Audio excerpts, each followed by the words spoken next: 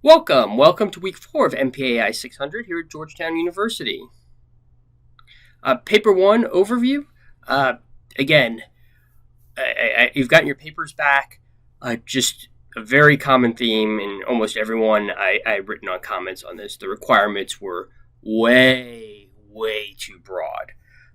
Some of them were broad, some of them were geographically broad, like looking at the entire southern U.S. border. Some of them were functionally broad, that looked at uh, very generic cyber intrusions and cyber threats. But again, they need to be nugged down considerably for a collection asset to actually cover the area. And again, will Russia use Belarus to invade Ukraine? No surprise, a lot of people did. Russia, the recent movements of Wagner into Belarus, nuclear weapons into Belarus, and many of you did requirements along those lines. But that is too much of a generic, will Russia use Belarus, as they did a year ago, to invade Ukraine? Again, you're looking for specific indicators and tasking collection. So this is a little bit better of a requirement than kind of the generic overview. Will China invade Taiwan? Again, a couple of you did China and Taiwan as well. From a previous one, we want to ask, not will China invade Taiwan, what capabilities does China want to have to present an air and missile blockade over Taiwan? That's a little bit more nugged down. You can even nug that one down further. You can in fact do a whole collection plan on that requirement in of itself.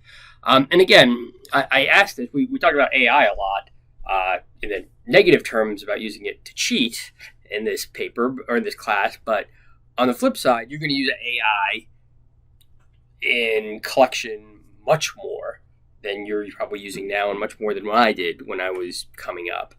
And you're going to get questions like, design the algorithm that brings up indicators of threats to the U.S. Capitol in the run-up to the 2024 election.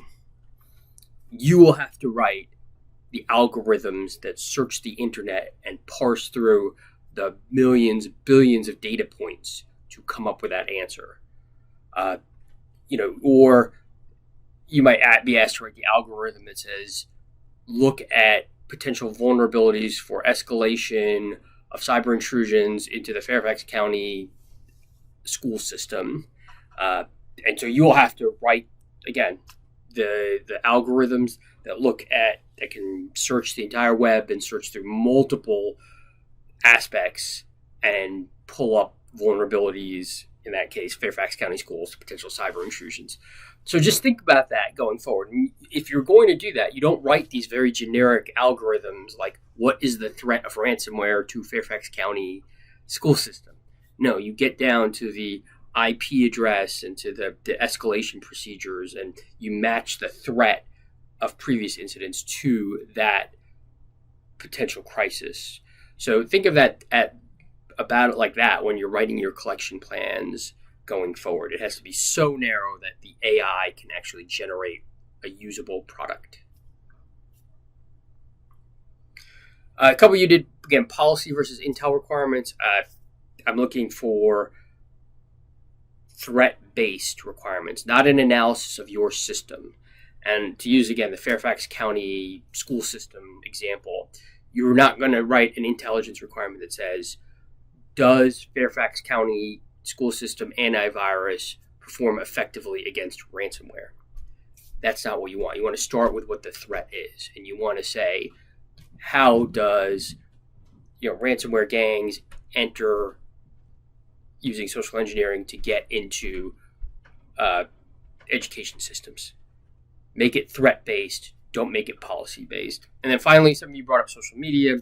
Social media is great in some examples, particularly in the early days of the Russian invasion of Ukraine. When we're talking about right-wing extremism, social media is great. Just keep in mind, sometimes it's not as effective as you think it is. That like MS-13 and gangs like that aren't effective for social media because MS-13 uses in-person radicalization. North Korea doesn't use social media at all. So it's not a panacea for everything. But otherwise, I think everyone did a pretty good job. Again, just focus on those narrowing of requirements. So, review week 3. Again, I'm going through your discussion sections now. Just a couple of things. We had the Pearl Harbor case study, and I'll talk about this more in a second. But most of you did fine on Pearl Harbor, Yom Kippur. For discussion posts are fine. But what I don't want is just for you to list all the indicators and say you should have known because of Pearl Harbor, because of the GRU report, or the lack of signals intelligence around naval air carriers. At the end of the day, you can list all those indicators and said you should have known. But I want you to match those indicators to certain actions that could have been done that could have mitigated risk. And the 3 schools, again, Dahl talks about for the Pearl Harbor case studies, the traditional school, or the 3 schools. First is the traditional school. This is the argument that there was just too much information, and you didn't know at the time what was the key pieces of information, and you were overwhelmed by the information, and that's why Pearl Harbor happened. There was just too much information out there. This argument came by Roberta Wallstetter, I should say, and her arguments were made at the dawn of the nuclear age. And her argument says that whether it's Pearl Harbor or a nuclear attack, you won't know ahead of time. You won't know those key indicators ahead of time. And if it's in the nuclear age, you won't know after the fact doesn't exist because you'll all be a nuclear smoking parking lot at the time. So her argument was you always have to be prepared. You have to have secondary forces. You have to harden your forces because their intelligence failures are inevitable. And there's a sea of information out there. It's hard to determine. That's the traditional school. And then you have the reformist school. This argues there was enough information out there in Pearl Harbor, but the right people just didn't get the right information. And this argument is made by the Admiral Kimmel and his descendants, and Admiral Short as well, that information was collecting at Washington, but it was not disseminated down to the people that could make a difference. And this was, again, the right people weren't talking to each other. In this case, Washington was not talking to the commanders on the ground because Washington was focused upwards to the president and to their bosses and not focused downwards to the combatant commands that could have made a difference.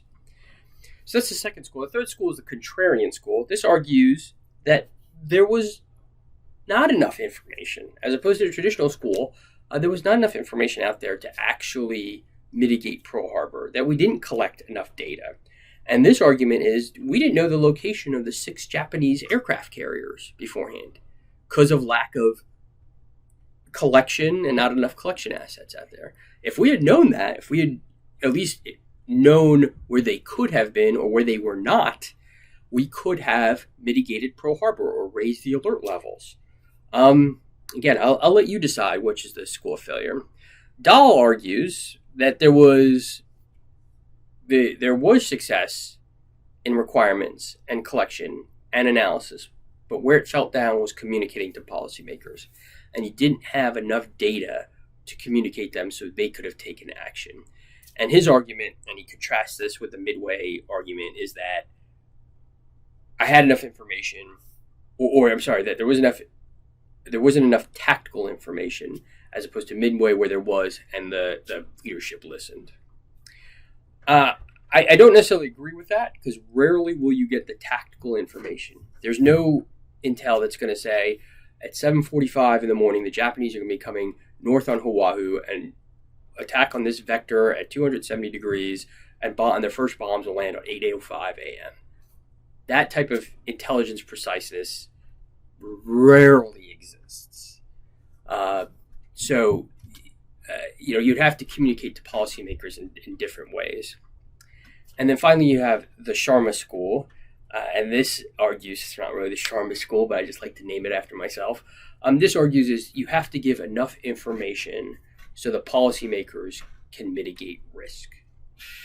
And I argue that in this case, outside of the intelligence community, there was enough information to the commanders on the ground that they could have taken reasonable measures. And when I say reasonable, canceled Sunday leaves, extended air patrols, increased the manning for radar stations, gone a little bit more rigorous to collect on Japanese aircraft carriers.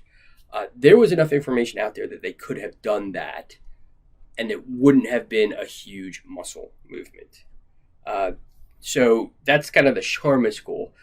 Where the intelligence failure occurred here in the Yom Kippur War, I'll kind of let you decide. And then we have, again, the Yom Kippur War. Again, obviously, or possibly a failure in collection, over-reliance on Humid, a single source in this case, Narwan, as you saw in the documentary. The addiction to preconceived notions that the Israeli Air Force had to be neutralized before there would be any attack. Israel didn't think that was going to happen. Didn't think an attack would happen unless their Air Force was neutralized, and they dismissed all warnings of a potential attack. And then finally, there was a lack of an intelligence assessment. What I mean, more of an asymmetric intelligence assessment.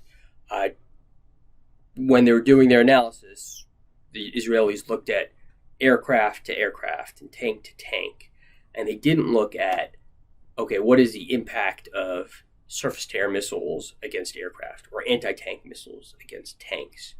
And because they didn't do that kind of assessment, they suffered in those first few days of the war, as you saw in the documentary, because of that lack of looking at asymmetries.